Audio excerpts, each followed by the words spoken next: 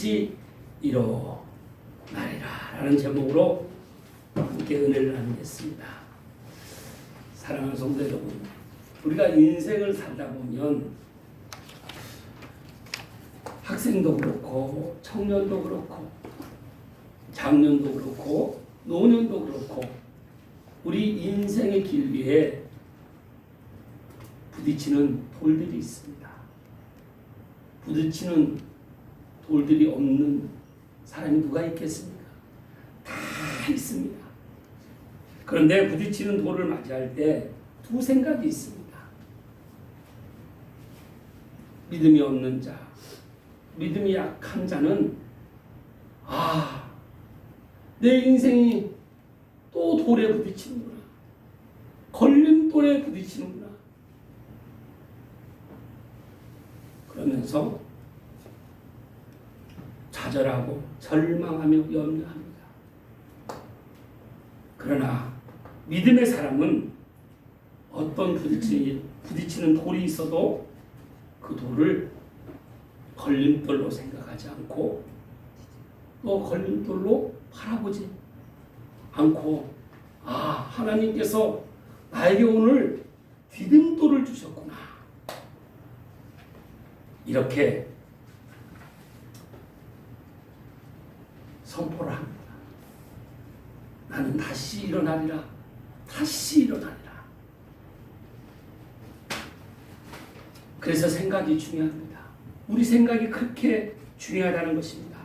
같은 돌을 보고도 어떻게 해석하느냐가 우리 인생의 관건입니다. 그래서 인생은 해석이라는 말을 합니다. 여러분은 여러분의 각자의 인생을 어떻게 해석하십니까? 여러분은 믿음이 없는 자입니까? 믿음이 약한 자입니까? 믿는 자입니까? 내가 믿는 자라고 하면 우리 믿는 사람은 만남의 축복, 축복의 통로 이런 말들을 많이 사용을 합니다. 우리 교회 공동체 안에서 또 형제 자매들 간에 성도들 간에 나에게 부딪히는 많은 돌들이 있다는 것이죠. 어디 그뿐이겠습니까? 가정에서든 부부관계에 있어서거든 형제들 간에 또 자녀들 간에 많은 부딪히는 돌들의 상황들이 있습니다. 이때 나는 과연 그런 상황을 걸림돌로 생각하는지 디딤돌로 생각하는지 걸림돌로 바라보는지 디딤돌로 바라보는지 너무나 중요하다는 것입니다. 그래서 인생은 해석이라고 합니다.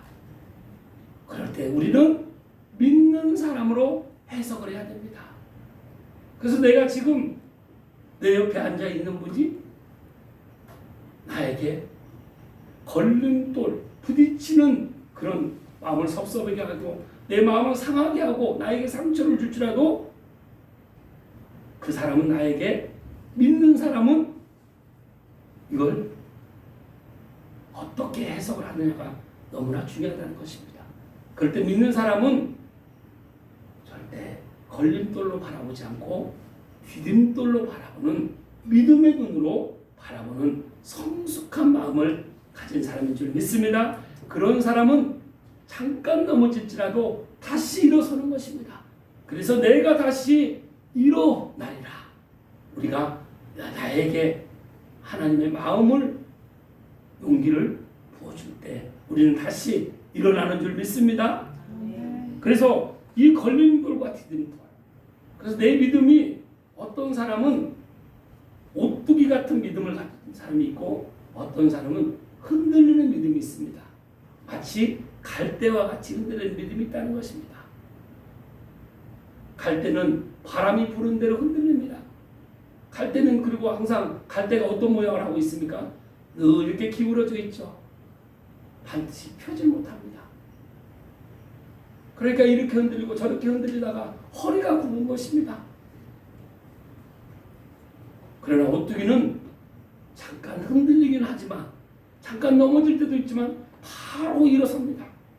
우리 믿음은 그래서 우리가 누군가를 바라볼 때 어떤 상황을 바라볼 때 걸림돌이 아니라 디딤돌로 바라볼 때 우리는 오뚜기 같은 그런 믿음으로 다시 일어나는 줄 믿습니다. 아멘. 오늘 말씀을 통해서 우리 하나님께서 우리에게 이렇게 말씀하시는 것입니다.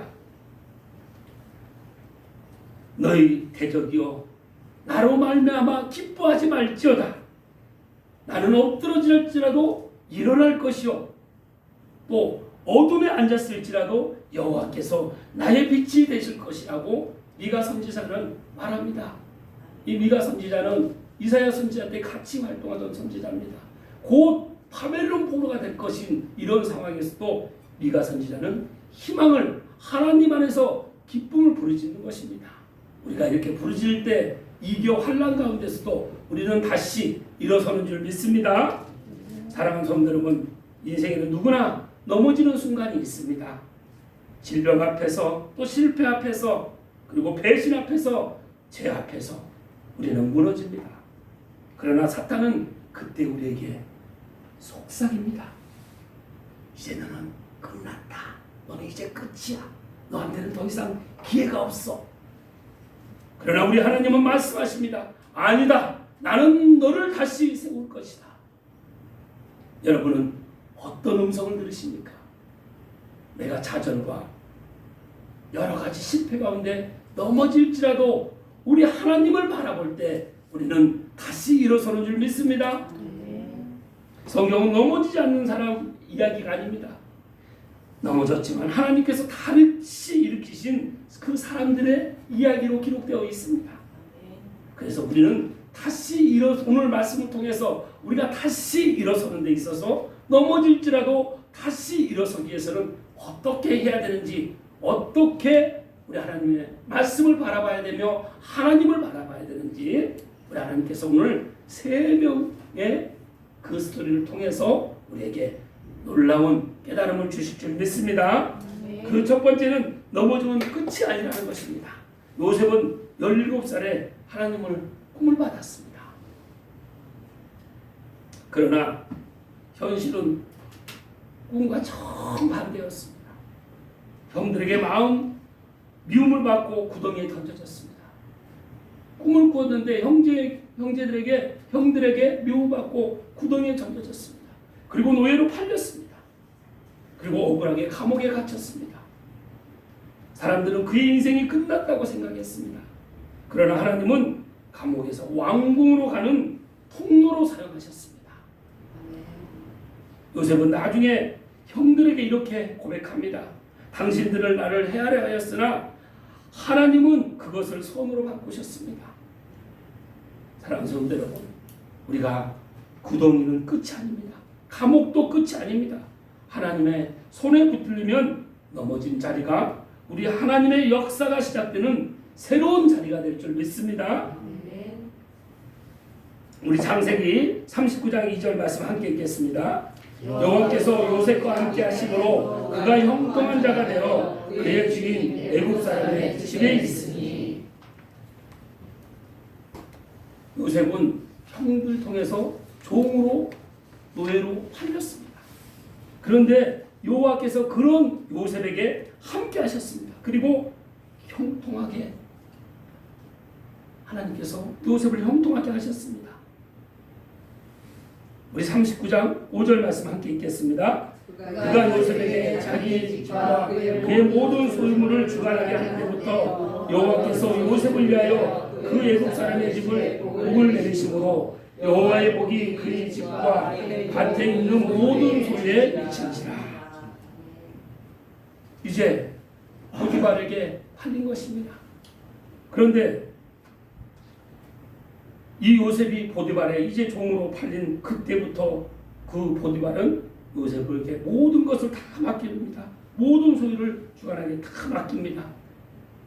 그때 여호와께서 요셉을 위하여 이 보디발의 집에 많은 복을 내리셨다는 것입니다.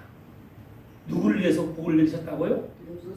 요셉의 주인인 보디발을 위해서 복을 내리신 것이 아니라 요셉을 위해 복을 내리셨다는 것입니다.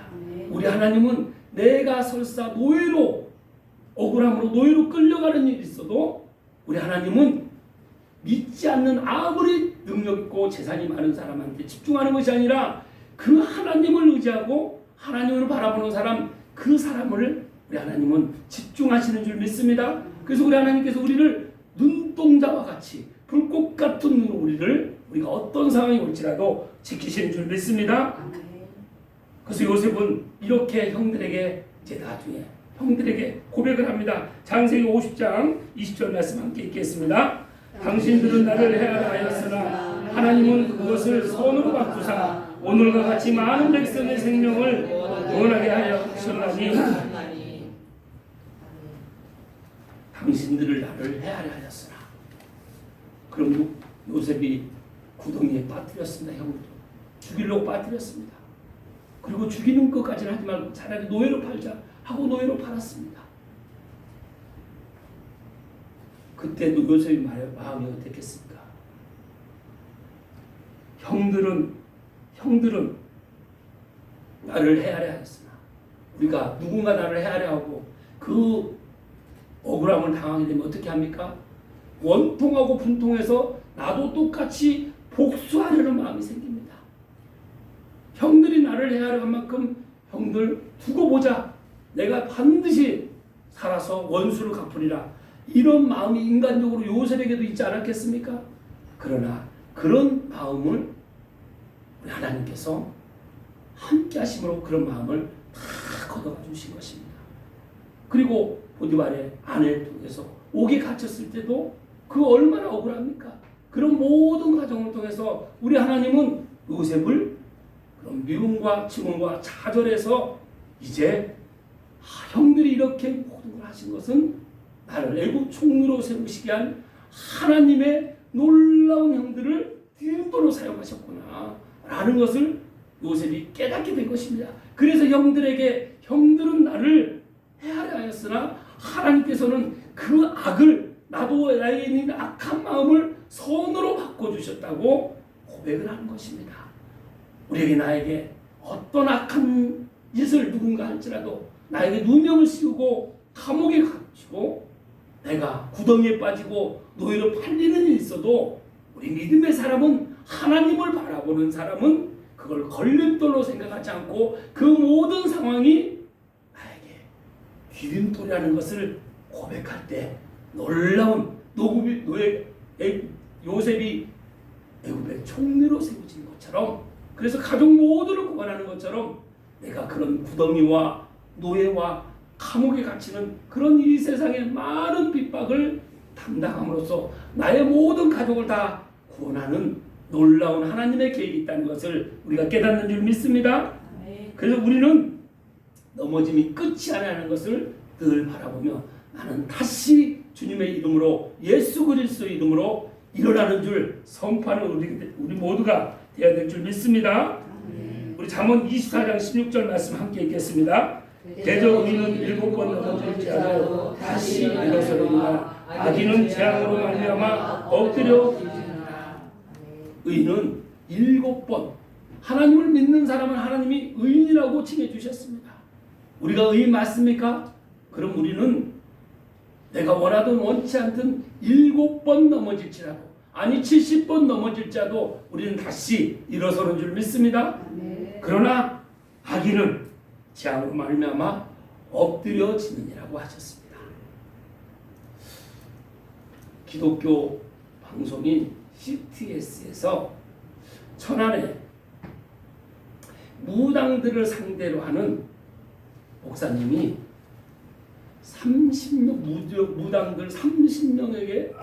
30명을 주님께로 돌아오게 했다고, 그들에게 복음을 전해서, 그래서 그걸 현장 촬영을 한 겁니다.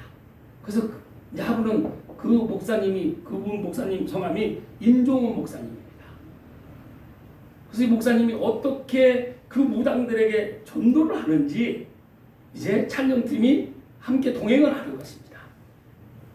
근데 목사님도 이제 촬영팀이 와서 이 촬영을 한다고 그러니까 이틀 동안 금식을 한 겁니다. 그런 촬영팀도 다 금식을 하고 그리고 드디어 이제 촬영을 시작한 것입니다. 무당의 집에 이제 목사님이 쭉 그 지역을 돌았으니까 이 집은 그나마 목사님도 그 중에 다 대부분 문전박대하고 소금 뿌리고 욕하고 막 저주를 하는데, 그래도 그 중에 이제 어쨌든 30명을 전대했으니까 그나마 조금 반응이 좋았던 몇 군데를 이렇게 선정해서 이제 그 무당집으로 인도를 하는 거죠. 이제 첫 번째 무당집 갔는데 아니나 다를까 정말 환대를 해주더라고요. 그러면서 뭐 방울토마토를 무당에 다듬고 있으면서 토마토를 주면서 그 목사님한테 주고 촬영지를 먹어보라고 그렇게 환대를 하지 않는데요. 그런데 놀랍게 하나님 역사하셔서 그날은 그렇게 환대를 하고 또 그리고 본인이 오신 그 땅을 다 촬영을 허락해 줬다는 것입니다. 사실 그 허락 안 하잖아요. 불 꺼놓고 다. 그 목사님도 놀라는 거죠. 아니 이렇게까지 오픈하지 않는데 이렇게 오픈하는 정말 하나님이 역사하신다. 그리고 두 번째 집도 갔습니다. 아니나 다를까 욕하고 소금 뿌립니다. 세 번째 집을 갔습니다.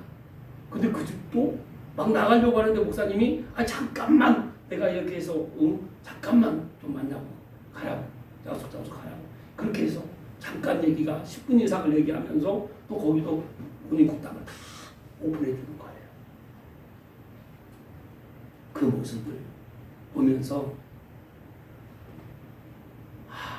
근데 그들이 고백을 합니다. 무당들이 고백을 합니다. 대화 중에 내가 옛날에 나도 교회 다녔습니다. 나 집사했습니다. 나 여성교회 회장이었습니다. 나 교회 재정을 받습니다. 그렇게 믿는다고 했는데 믿음이 약하니까 믿음이 없이 교회 바닥만 밟으니까 어떤 사람이 목사한테 시험 들고 성도한테 시험 들고 돈 때문에 시험 들고 해서 어떻게 사단은 그때 확 낚아채는 거예요. 마음을 확 사로잡는 거예요. 우리 생각을 확 사로잡아서 결국 그들은 어떻게 해요? 누구 편에 섰습니까? 성령 하나님 편에 섰습니까? 마귀 사탄 귀신 편에 섰습니까?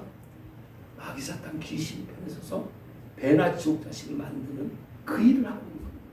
그런데 문종원 목사님의 그 마음은 어떻습니까? 늘 디딤돌로 생각합니다. 저들이 나를 소금을 뿌리고 물을 뒤엎고 더러운 물을 쏟을지언정 나는 저들에게 디딤돌이 되겠다. 그 계속 반복해서 만남을 통해서 그들이 하나님께 돌아온 것입니다. 그래서 악인은 재앙으로 말미암아 지옥에 엎드려질 수밖에 없는 그런 우리를 누군가 믿음의 사람이 디딤돌이 돼서 나는 무당들은 그 목사님을 얼마나 많은 걸림돌로 생각했겠습니까? 그러나 그 30명은 그 목사님을 디딤돌로 생각해서 다시 하나님께 돌아왔던 이 놀라운 역사입니다. 그래서 우리 의인들은 복음을 전하다 7번 넘어질지라도 7번 핍박당하고 소금 뿌림을 당하고 흙탕물을 더러운 물을 뒤집어 쓸지라도 우리는 그들에게 디딤돌이 되어야 될 줄 믿습니다. 그래서 오늘 여러분이 눈물 흘리는 자리가 내일 하나님의 간증이 될 줄 믿습니다. 두 번째는 하나님은 넘어진 자를 다시 일으키십니다. 다윗은 하나님의 마음에 합한 왕이었습니다. 그러나 그는 바세바 사건으로 가장 깊은 곳까지 넘어졌습니다. 왕가는 머리에 있었지만 평화는 마음에서 사라졌습니다. 눈물로 밤을 지새우며 회개했습니다. 그때 하나님은 다윗을 버리지 않으셨습니다. 다윗은 울면서 회개했고 하나님은 다시 다윗을 일으켜 세워주셨습니다. 하나님은 죄를 사랑하지 않으시지만 회개하는 사람을 결코 버리지 않으십니다. 우리가 죄를 지었을 때 하나님의 뜻에 우리가 반한 행동을 했을 때 바로 무릎 꿇고 회개할 때 우리 하나님은 우리를 절대 버리지 않으시고 다시 회복하게 하셔서 세워주시는 줄 믿습니다. 우리 시편 51편 17절 말씀 함께 읽겠습니다. 하나님께서 거하시는 세상은 상한 심령이라 하나님이여 상하고 통해하는 마음을 주께서 멸시하지 아니하시리라. 우리가 상한 심령으로 통해하며 자복하고 회개하고 항복할 때 우리 하나님은 다시 우리를 생명으로 회복시켜 주신 줄 믿습니다. 시편 37편 23절 24절 말씀 함께 읽겠습니다. 여호와께서 사람의 걸음을 정하시고 그의 길을 기뻐하시나니 그는 넘어지나 아주 엎드려지지 아니하면 여호와께서 그의 손으로 붙드시니라. 우리가 우리의 모든 걸음을 우리 주님께서 정하십니다. 내가 오늘 어디로 갈지 내 한 걸음 한 걸음 발걸음이 결국 내 뜻으로 걸어가는 것 같지만 결과를 보면 믿음의 사람은 결국은 하나님의 내 걸음을 정하셨다는 걸 믿게 되는 것입니다. 그래서 우리는 늘 그 길이 험하고 힘들고 어렵고 고된 길을 할지라도 우리는 기쁘게 걸어갈 수 있는 것입니다.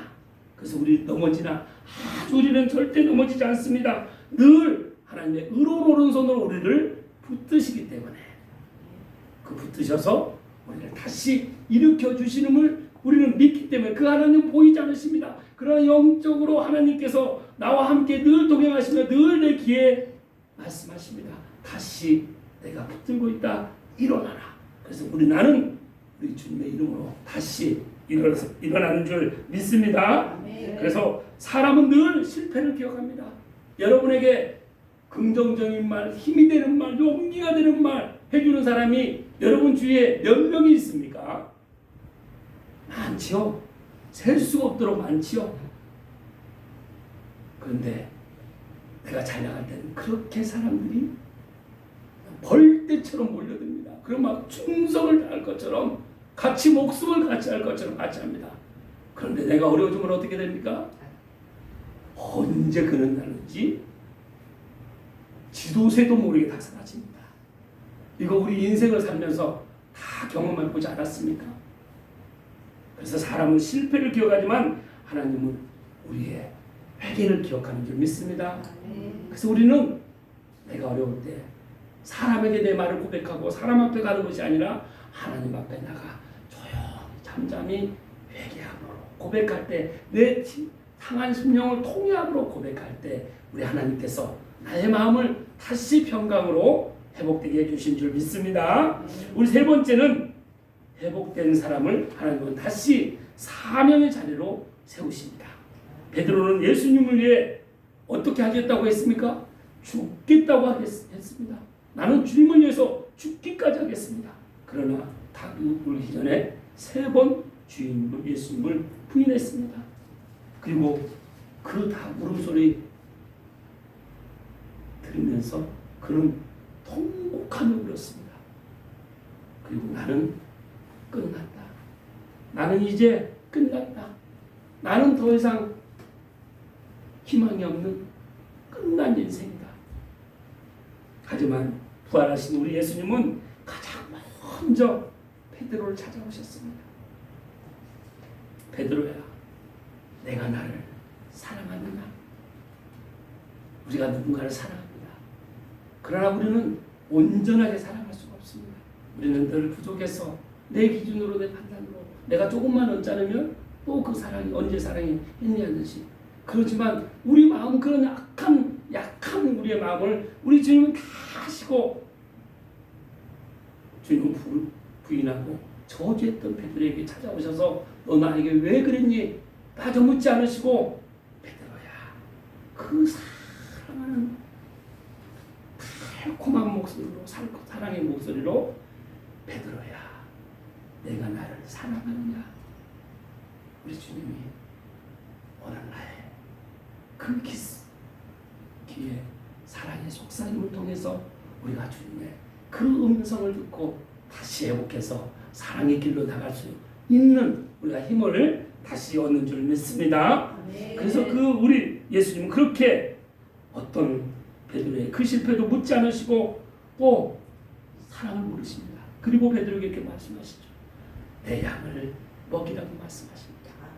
우리에게 너도 그 사랑을 받은 만큼 이 사랑을 다른 사람에게 한번 먹어보고 나눠주려. 그러면 내 사랑이 어떤 사랑인지 너가 날마다 맛보게 될 것이라고 우리 주님은 베드로에게 그렇게 사랑의 속삭임으로 말씀하시는 것입니다. 슬퍼했던 베드로는 그 말씀을 듣고 내 양을 먹이라는 그 말씀을 듣고 오순절 성령을 받고 3,000명을 회개시키는 사도가 되었습니다. 사탄은 우리의 과거를 늘 들춥니다. 하나님은 우리를 미래로 부르십니다. 나의 과거를 나의 과거의 문제를 잘못을 계속 주는 마음은 누구의 마음입니까? 사탄이 계속 정죄하는 마음을 나에게 불어넣는 겁니다. 속으면 안 됩니다. 우리 주님은 늘 그래 너의 과거는 묻지 않겠다. 너의 미래 지금부터 이 시간부터 나와 함께하자. 그 사랑의 길을 함께 가지 않으렴. 우리 주님이 우리에게 그 오른손 사랑의 오른손을 내미시는 줄 믿습니다. 그리고 나를 붙드실 때 우리는 다시 일어나는 것입니다.